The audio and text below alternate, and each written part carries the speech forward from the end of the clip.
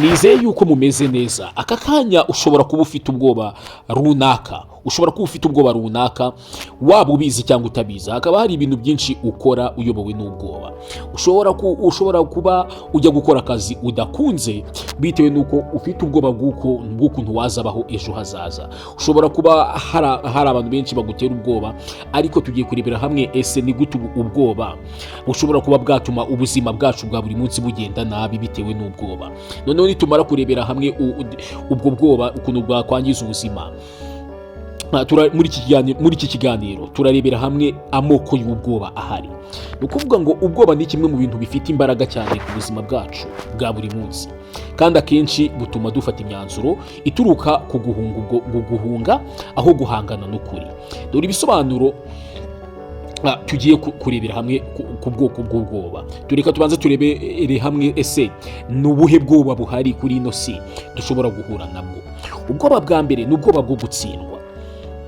Ni ukuvuga ngo akenshi utinya gukora ibintu kubera ko utinya yuko ushobora kuba wabura intsinzi. Ukavuga ati ibi bintu reka ndi gutinya kujya kubikora kubera yuko nshobora gufeyiringa cyangwa se nshobora gutsindwa. Ubwo ni ubwoba bwa mbere dushobora kugira. Ubwoba bwa kabiri ni ubwoba bwo kunengwa, gutinya icyo abandi bazavuga cyangwa uko bazagutekerezaho. Hari abantu benshi bita ku bandi ukavuga ati se hariya bazabivuga bate, ariko nk'uko twabibonye ntabwo uba ugomba kwita ku bantu, wowe ugomba gukora ibintu byawe ugatsinda buno bwoba bwo kunengwa. Utavuga ngo abandi bazabivuga y'iki, abandi ni abandi bafite ubuzima bwabo, kandi murabizi yuko ubuzima turi kubaho rimwe. Ubuzima ntabwo ari repete, ubuzima ntabwo bushobora kuzasubiramo.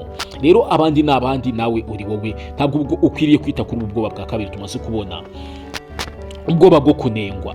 Noneho ubwoba bwa gatatu ni ubwoba bwo kubura urukundo, gutinya kwangwa cyangwa gutakaza abantu ukunda. Ni ukuvuga ngo akenshi buno bwoba duhora tubugira, kuvuga ati ese uno muntu yahita nyanga, namubwiza ukuri akanyanga, cyangwa se aba bantu ko bakunda ese nabatakaza byagenda bite. Ni ubwoba bwa gatatu. Ubwoba bwa kane ni ubwoba bwo gupfa cyangwa se ubwoba bw'indwara. Dutinya kurwara, dutinya kuba twagira agisida, dutinya nyine gupfa muri rusange.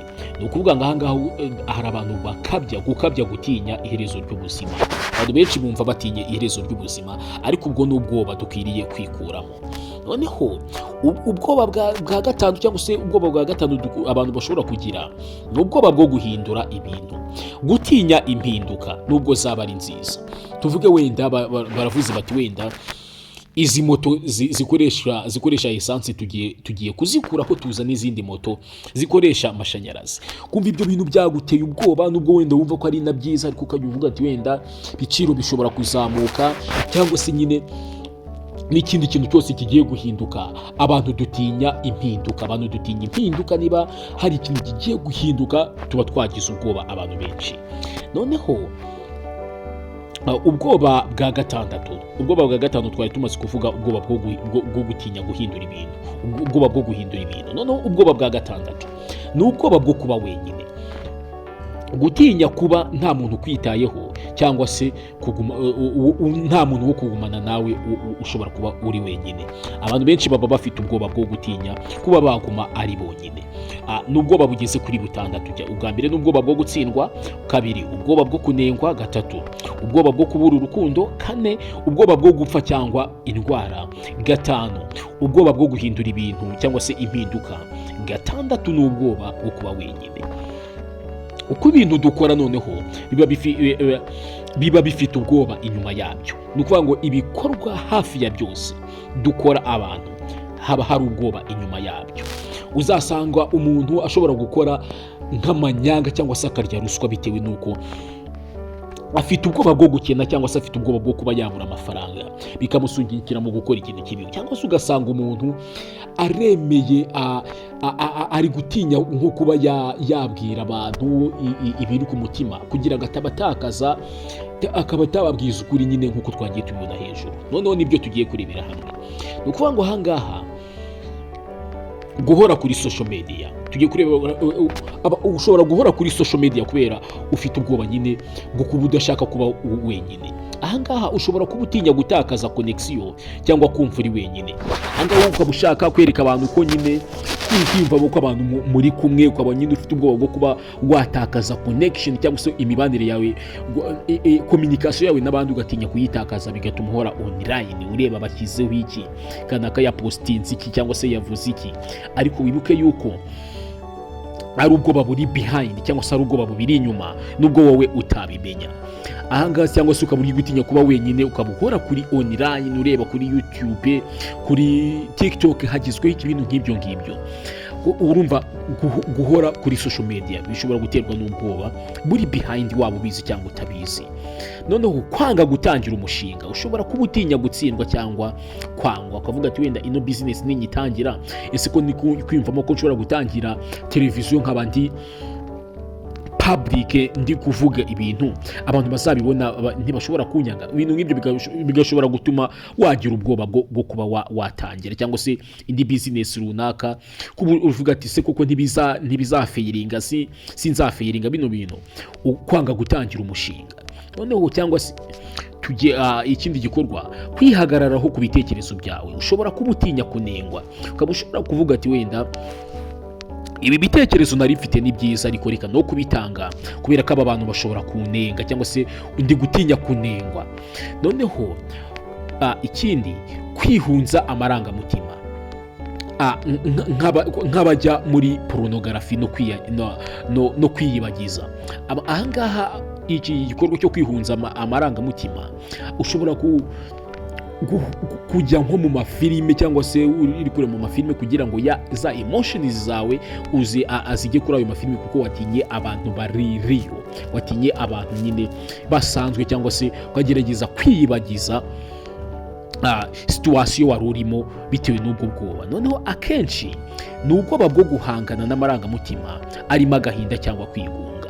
Ahangaha uba ufite ubwoba, niba wagiye muri zino filime zitari nziza, biba bitewe n'ubwoba bwo kwigunga, ubwoba bwo kuba wenyine, ushaka ahandi hantu hakwereka ko muri kumwe ariko uri kwibeshya, cyangwa se ukaba ushaka kwiyibagiza ibyo urimo gukora, nyine kwibagiza amarangamutima yawe cyangwa se kwibagiza emotion yawe ufite, emotions zawe ufite ugashaka kuziyibagiza, cyangwa se kumva uri wenyine, kumva wigunze, bikaba byatuma wowe ujya online, ujya kureba amafilime kugira ngo nyine amarangamutima yawe ahagendere, nyine utuze, wumve utari wenyine, wumve uri kumwe n'abandi, cyangwa se wumve utigunze. Niyo mpamvu uzasanga filime uruganda rwa sinema baracuruza cyane, za Netflix ziracuruza cyane, kubera ko abantu baba bakeneye ko bafite ubwoba bwo kumva batari bonyine, bari kumwe n'abandi. Noneho dusoza tugiye kurebera hamwe uko wakwivanamo ubwoba mu buzima bwawe kugira ngo ubuzima bwawe bushobore kuba bwiza. Ikintu cya mbere, kugira ngo ubashe kwikuramo ubwoba mu buzima bwawe, menya neza ubwoba bwawe, kuko buriya intambwe ya mbere yo gukira indwara ni uko yimenya, ukamenya ati wenda ndwaye iyi ndwara, ndwaye malariya, urwaye malariya anywa iyihe miti. Noneho rero nanga ku bwoba, uba ugomba kumenya ubwoba bwawe. None wamara kumenya ubwoba bwawe, ukamenya uburyo ugomba guhangana n'ubwo bwoba bwawe. Noneho ahangaha wandike cyangwa usubize ibibazo nka: niki mpora ntinya? Andika ibintu byose uhora utinya, ubishyire ku murongo, uvuga ati ibi bintu nibyo bijya bintera ubwoba. Ese ntinya guseba?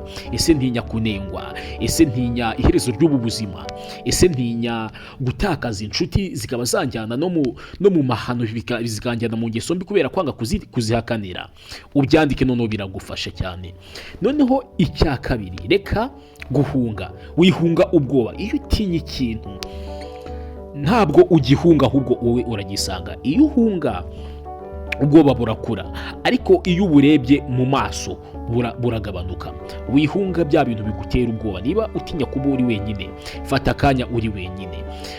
Hari ubushakashatsi ni nk'ubuvuzi bujya bukorwa, nk'umuntu ugasanga wenda agira ubwoba bw'ikintu runaka, niba atinya wenda imbwa, bakafata imbwa bakamushyira hamwe nayo, babizi neza ko nta kintu iri bumutware, kuko akenshi abantu ibintu dutinya nta n'ikintu biba bivuze. Ushobora gutinya abantu ariko nta nubwo bakwitayeho, buri wese ari mu bibazo bye cyangwa se ari mu buzima bwe.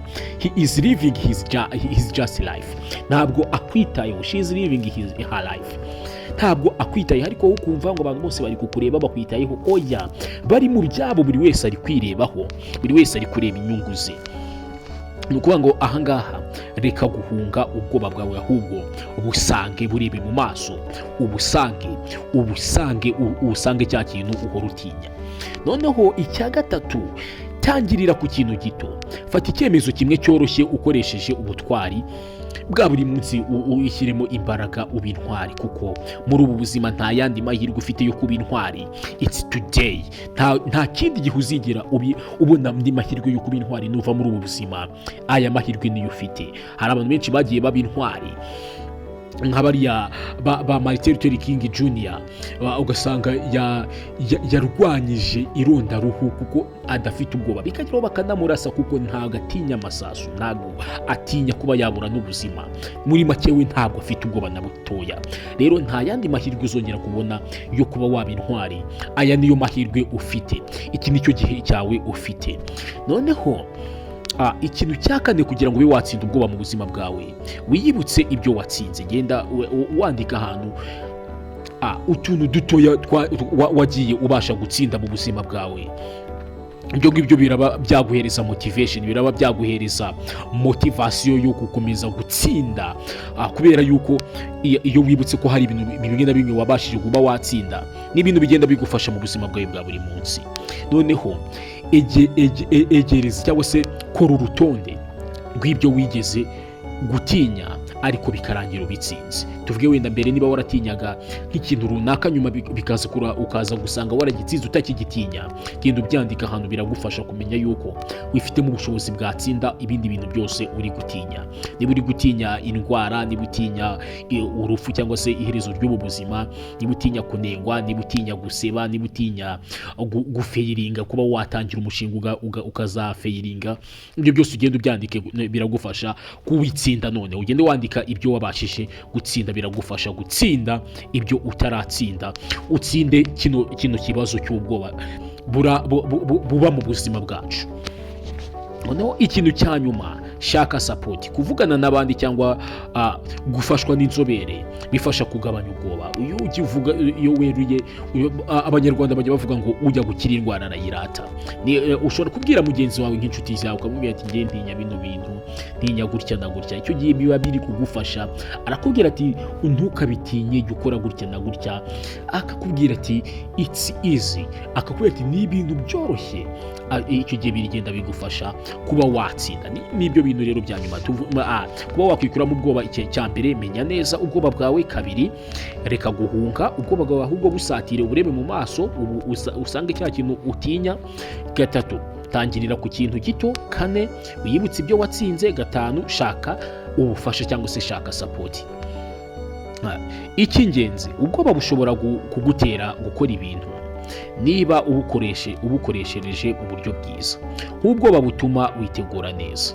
Tuvuge wenda niba utinya, niba uri kuvuga ati reka nitegure neza kino kintu ntazatsindwa, bushobora gutuma nyine wakora ibintu neza kuko uri gutinya ikintu runaka. Ariko iyo bukugenga, butuma ubaho mu gahinda no kwifunga nyine utisanzuye. Gutinyuka si uko ubwoba bugenda, ni ukwiga gukora ibintu nubwo uba ufite.